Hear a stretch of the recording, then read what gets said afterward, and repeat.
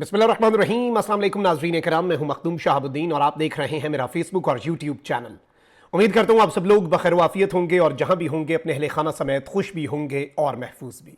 नाज़रीन कराम, उल्टी हो गई सब तदबीरें, कुछ ना दवा ने काम किया, देखा इस बीमारी दिल ने आखिर काम तमाम किया।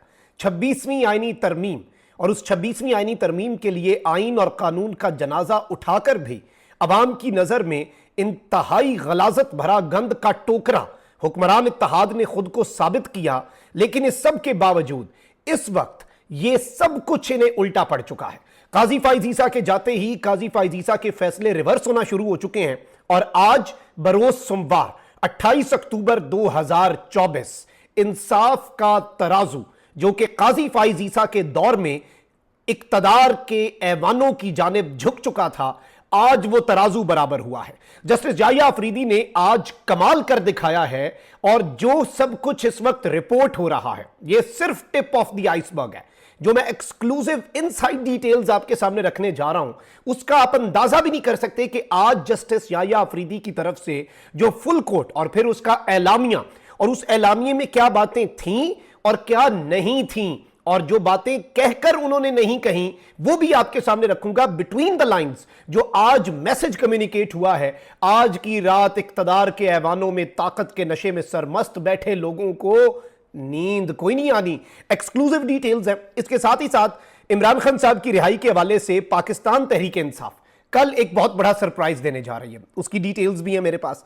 सबसे पहले तो नाज़रीन कराम, जस्टिस जाहिया अफरीदी साहब जो हैं ये याद रखिएगा कि मौलाना फजलुर रहमान ने यह जिद की कि टॉप 5 नहीं टॉप 3 जो है उनमें से चीफ जस्टिस बनेगा। अब हुकूमत के लिए justice Yahya Afridi was not the best option. हुकूमत के लिए जस्टिस जाहिया अफरीदी कम बुरा ऑप्शन थे। यानी कि जस्टिस मंसूर अली शाह, जस्टिस मुनीब अख्तर, ये तो डरावना ख्वाब है ना, ये तो नाइटमेयर है इनके लिए। जस्टिस जाहिया अफरीदी से ये लोग एक्सपेक्ट कर रहे थे कि ये कहेंगे मैं तो अपने सीनियर्स को सुपरसीड करूंगा ही नहीं और ये माजरत कर लेंगे और ऊपर वाले जो हैं वो वैसे इस्तीफा दे देंगे। वो जो कल फिर ये शुरू हो गए टाउट साफी और कुछ मरियम की कनीजें कि जी ने इस्तीफा दे देना चाहिए, ये सुपरसीड हो गए हैं। तो इस सब के अंदर इन्होंने ये सोचा जस्टिस जाहिया अफरीदी कर लेंगे माजरत, मंसूर अली शाह और मुनीब अख्तर दे देंगे इस्तीफा, अमीनुद्दीन साहब जो है वो चीफ जस्टिस बन जाएंगे, गलियां हो जान सुंजियां ते विच मिर्जा यार फिरे, उसके बाद जी दमादम मस्त कलंदर होगा, काजी फाइज ईसा प्रो मैक्स हमारे हाथ में होगा, पूरा निजाम अब ओवरटेक कर लेंगे।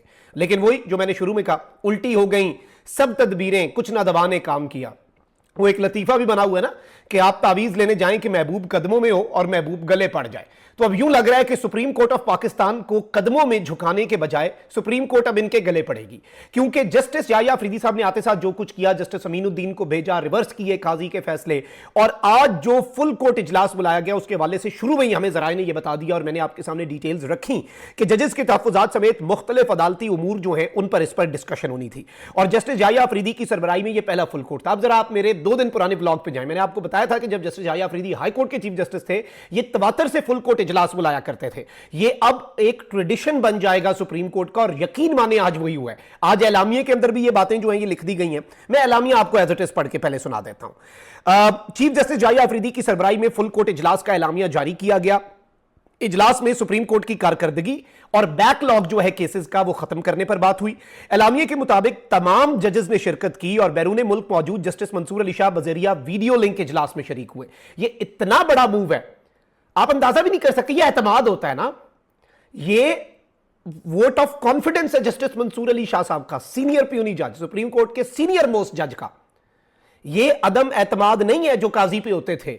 इस वक्त आप देखें कि वो सारे जज जो एक दिन 25 तारीख को काजी के फुल कोर्ट रेफरेंस में नहीं आए, 26 को वो जस्टिस जाहिया अफरीदी के तकरीब हल्फबरदारी में मौजूद थे। क्यों थे? ये बात जरा समझने वाली होती है ना। तो इस वक्त नाज़रीन कराम सूरत हाल में आपको यह बता दूं कि सुप्रीम कोर्ट ऑफ पाकिस्तान का पहले एलामिया सुन लें कि सुप्रीम कोर्ट की कारकर्दगी और बैकलॉग खत्म करने पर बात हुई। रजिस्ट्रार सुप्रीम कोर्ट ने केस लोड और वक्त पर केसेस के फैसलों से मुतल्लिक आगाह किया। केसेस की तादाद बताई जिसके मुताबिक इस वक्त 59,191 केसेस ज़ेरे इल्तवा हैं। इजलास में जस्टिस मंसूर अली शाह का यह एलामिया बता रहा हूं आपको ये जराए की खबर नहीं है, ये ऑफिशियल डॉक्यूमेंट है। इजलास में जस्टिस मंसूर अली शाह का तैयार करदा केस मैनेजमेंट प्लान भी पेश किया गया, जिसमें फौजदारी और दीवानी मुकदमात तेजी से निपटाने के लिए मखसूस 2 और 3 रुकनी बेंचों को तफवीज करने की तजवीज पेश हुई। जजेस ने निजाम में बेहतरी के लिए कीमती तजावीज और सिफारिशात पेश की। प्लान में मेयारात वाज़ेह करना, तमाम इकसाम के मुकदमात के मौसर इंतजाम के लिए IT का इस्तेमाल भी शामिल है। जस्टिस मंसूर अली शाह ने भी तजावीज दी। इब्तदाई 1 माह में कारकर्दगी बेहतर की जाएगी, अगले 3 और 6 माह के मंसूबे पर अमल दरामद होगा। एलामिया के मुताबिक चीफ जस्टिस ने तमाम जजेस का शुक्रिया अदा किया और जस्टिस मंसूर अली शाह के केस मैनेजमेंट प्लान के मुकम्मल निफाज के अज़म का इजहार किया।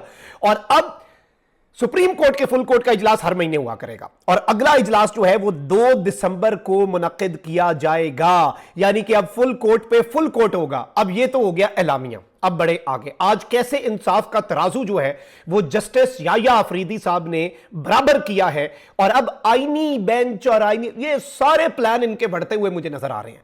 यहां पर मैं आपको ये बता दूं कि सुप्रीम कोर्ट की आज फुल कोर्ट मीटिंग के एलामिये के बाद हुकूमत को आईनी बेंचेस के क़याम में मजीद मुश्किलात का सामना करना पड़ सकता है। ये इस वक्त राय के वाले से बड़ी इंपॉर्टेंट डिटेल्स मैं आपको बता रहा हूं, क्योंकि जजेस ने यह वाज़ेह कर दिया कि उनकी तरजीह अपने 60,000 से जायद ज़ेर इल्तवा केसेस हैं, जबकि हुकूमत चाहती थी कि फौरी तौर पर आईनी बेंचेस बनाए जाएं और उन केसेस को जल्द अज जल्द निपटाया जाए। ताहम सुप्रीम कोर्ट की आज की मीटिंग में जो हिकमत अमली तय की गई है उसके बाद हुकूमत के लिए आईनी बेंचेस का कयाम नामुमकिन तो नहीं है, क्योंकि आईन इन्होंने रीराइट कर दिया है गैर आईनी तरीके से, लेकिन इंतहाई मुश्किल हुकूमत के लिए आईनी तरामीम वाला जो रास्ता है वो अब होने जा रहा है। और इस सब के अंदर मैं आपको यह बता दूं कि लोहा गर्म देख के पाकिस्तान तहरीक इंसाफ ने भी वार करने का फैसला कर लिया है। चीफ इलेक्शन कमिश्नर और इलेक्शन कमीशन डरे हुए हैं कि जी सुप्रीम कोर्ट के फैसले की खिलाफ वर्जी की रगड़ा लग जाना है। ये जस्टिस याह्या अफरीदी कोई अमीनुद्दीन खान या गाजी फाइजी सा नहीं है।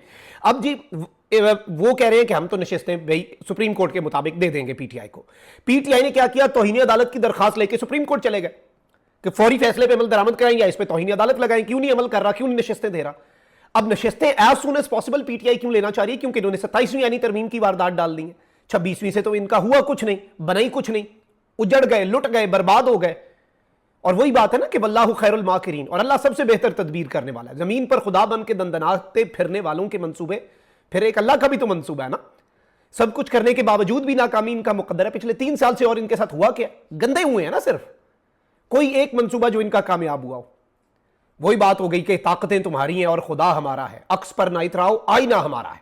इस वक्त नाज़रीन किराम मैं आपको यह बताऊं कि पीटीआई ने बहुत कमाल स्ट्रैटेजी लगाई और अब पीटीआई भी इमरान खान साहब से मुलाकात हुई, उनका इख्तलाफात छोड़ो, फैसल चौधरी वापस टीम में आए, सलमान अकरम राजा साहब आप भी जरा तरीके से चीजें लेके चलें, ऐसे नहीं। और अब तवज्जो सिर्फ एक एजेंडे पर, इमरान खान की रिहाई। अब इस समय मैं आपको यह बता दूं कि कल इमरान खान साहब की तोशा खाना में बरियत का केस लगा हुआ है। इमरान खान साहब का तोशा खाना में बरियत का केस लगा हुआ है और तहरीक इंसाफ की क़यादत कल इमरान खान की तोशा खाना बरियत केस में तमाम अराकीन पार्लियामेंट को इस्लामाबाद हाई कोर्ट में अपनी हाजिरी यकीनी बनाने की हिदायत कर चुकी है।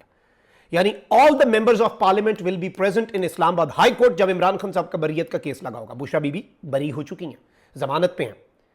अब जरा चीजों को समझें।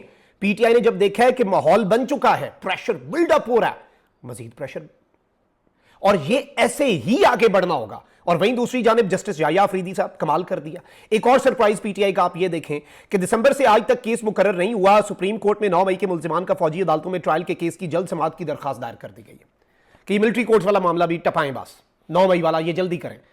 अब आप ये देखें कि जस्टिस याह्या अफरीदी साहब ने आते साथ इंसदादे दहशत गर्दी के जो जज हैं उनका एडमिनिस्ट्रेटिव जजेस को जायजा रिपोर्ट के साथ क्यों यहां पर इन्होंने बुलाया? इन्हें ये चीज समझने वाली है ना, इसमें असल मैसेज पिन्हा है।